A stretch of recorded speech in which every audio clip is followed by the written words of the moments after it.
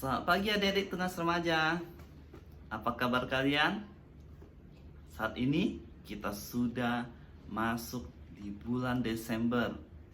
Ada yang sudah tidak sabar menghadapi Natal nggak nih? Lihat nih, kok aku udah nggak sabar nih. Udah pakai topi santai nih.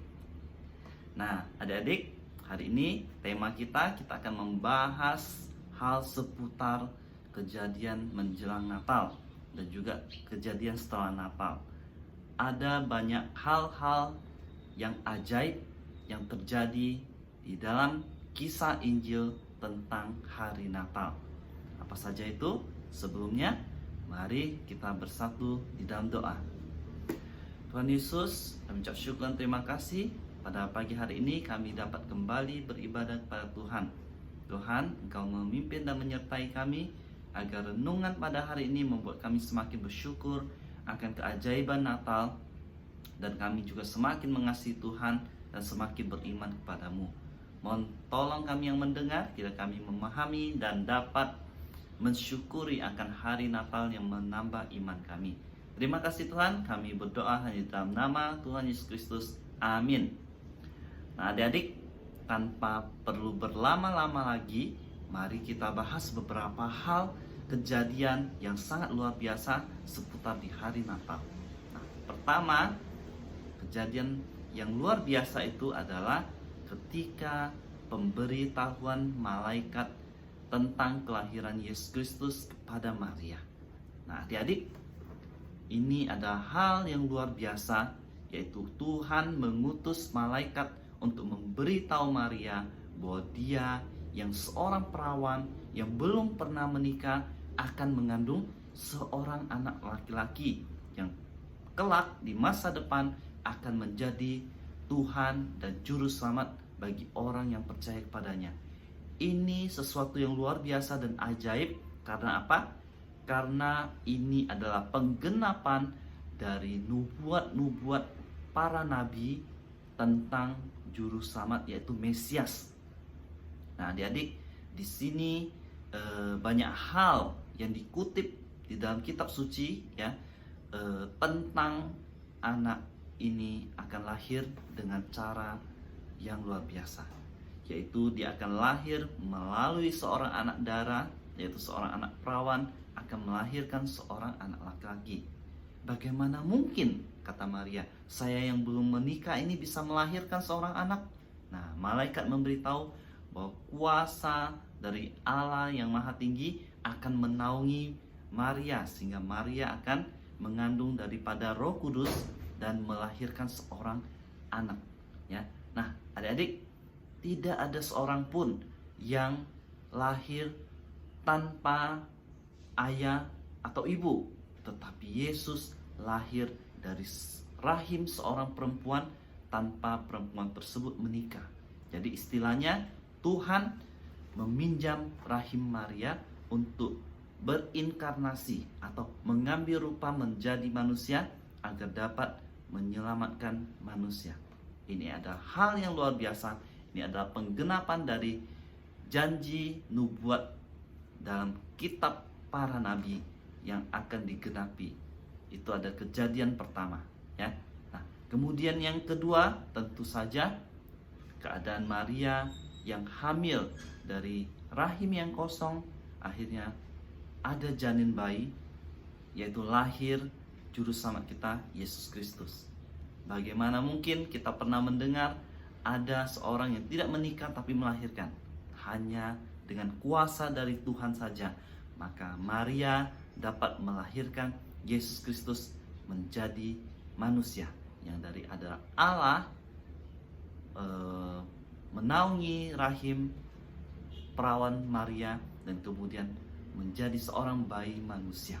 Itu adalah proses yang luar biasa ketika Allah mengambil rupa menjadi manusia, dan Allah menggunakan cara yang paling alami, yaitu kelahiran manusia dari rahim. Nah, ini ada kejadian yang sangat luar biasa dan ajaib.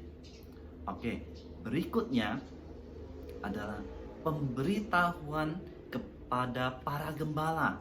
Nah, adik-adik, para gembala yang sedang berjaga-jaga menjaga ternaknya di padang mendapat pemberitahuan dari malaikat. Dicatatkan di dalam kitab Lukas bahwa kejadian ini sangat luar biasa karena nampak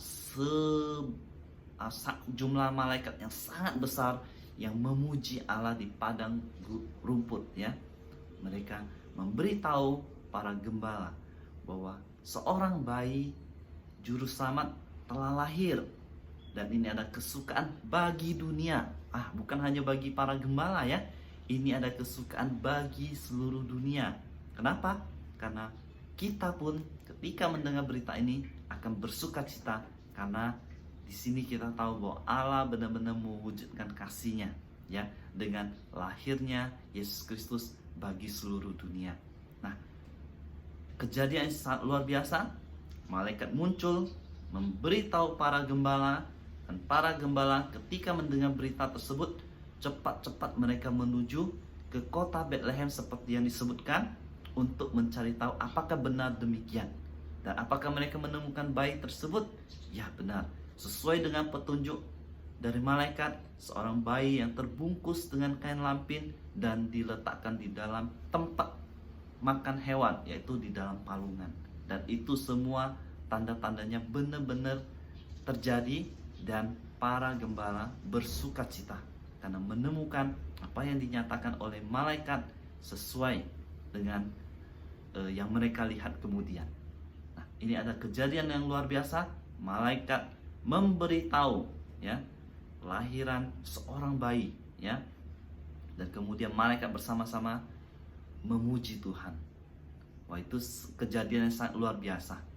Ada nggak kelahiran adik-adik diberitahukan oleh malaikat dulu? Tentu tidak ada ya, aku juga tidak ada. Tetapi tentang Yesus Kristus diberitahukan pada para gembala. Ada saksinya ya.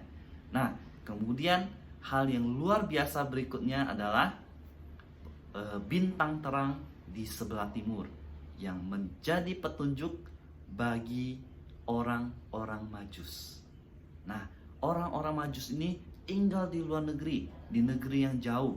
Mereka ketika diberi petunjuk oleh Tuhan sebuah bintang yang tidak pernah muncul sebelumnya, di sana para orang Majus dapat mengartikan bahwa bintang ini adalah tanda kelahiran dari seorang raja Yahudi ya.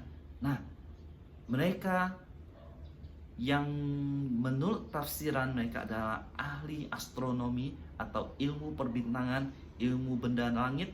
Mereka melihat ada sebuah hal yang luar biasa, petunjuk yang luar biasa dari bintang terang di sebelah timur ini. Akhirnya mereka mengikuti arah bintang ini muncul hingga ke kota Bethlehem. Nah, di saat itu dicatatkan dalam Alkitab, Yesus berumur sudah kurang lebih 1 tahun lebih. Bisa saja ini berarti perjalanan orang Majus benar-benar sangat panjang hingga akhirnya mereka menemukan sang bayi juru selamat tersebut.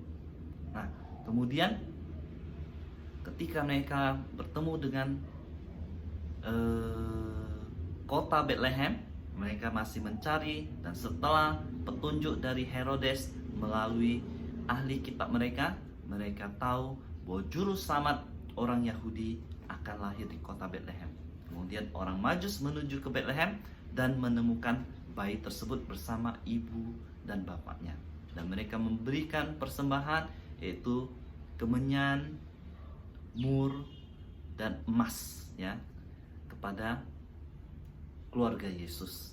Nah, adik-adik, ini ada hal-hal yang luar biasa yang terjadi selama kisah Natal yang kita tahu di dalam kitab Injil. Dan keajaiban Natal ini tidak berhenti sampai di sini. Kenapa? Karena barang siapa yang percaya akan Yesus Kristus pernah lahir sebagai manusia, kemudian dia mati bagi dosa-dosa kita, maka siapapun yang percaya akan berita Injil ini akan diselamatkan. Barang siapa beriman kepada Yesus Kristus akan mendapatkan keselamatan. Itu ada berita Natal yang keajaibannya hingga saat ini masih berlaku, adik-adik. Nah, adik-adik, maukah kalian mendapatkan keselamatan? Maukah kalian percaya akan kisah Natal yang luar biasa ini? Jika adik-adik percaya dan beriman kepada Yesus Kristus, maka adik-adik pun akan mengalami keajaiban dari kisah Natal ini, yaitu barang siapa percaya pada Yesus sebagai Tuhan dan Juru Selamat, dan Tuhan Yesus sudah mati untuk menebus dosa adik-adik, maka adik-adik pun akan diselamatkan. Ini ada hal yang luar biasa yang berlaku bagi segala zaman. Orang saat ini yang percaya akan diselamatkan, dan orang yang akan datang di masa depan ketika percaya berita Injil ini, keselamatan dari Yesus Kristus, mereka pun akan menjadi orang percaya dan turut diselamatkan.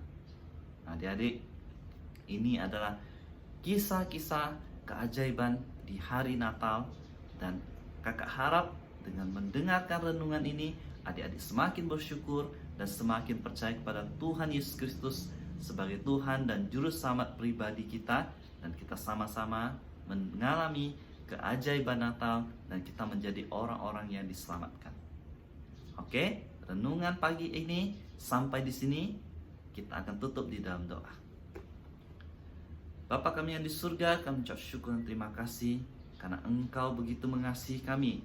Engkau rela meninggalkan surga, berinkarnasi menjadi manusia untuk dapat menyediakan tubuh yang Kau persembahkan kepada Allah bagi penebusan dosa-dosa manusia. Terima kasih Tuhan, kami tidak dapat membalas kasih-Mu selain beriman kepada Engkau dan melayani Engkau dan memberitakan nama-Mu. Tuhan, tolong adik-adik tunas kami agar mereka boleh semakin percaya pada Tuhan Yesus Kristus, dan mereka juga boleh diselamatkan, sehingga kami bersama-sama berkumpul dalam satu keluarga Allah. Terima kasih Tuhan. Tambahkanlah iman kami, kiranya kami menghadapi Natal tahun ini dengan lebih hikmat, dengan lebih penuh ucapan syukur. Terima kasih Tuhan, kami ucap syukur dan berdoa hanya dalam nama Tuhan Yesus Kristus. Amin. Oke adik-adik, sampai jumpa minggu depan. Tuhan Yesus memberkati. Selamat menjelang Natal. God bless you.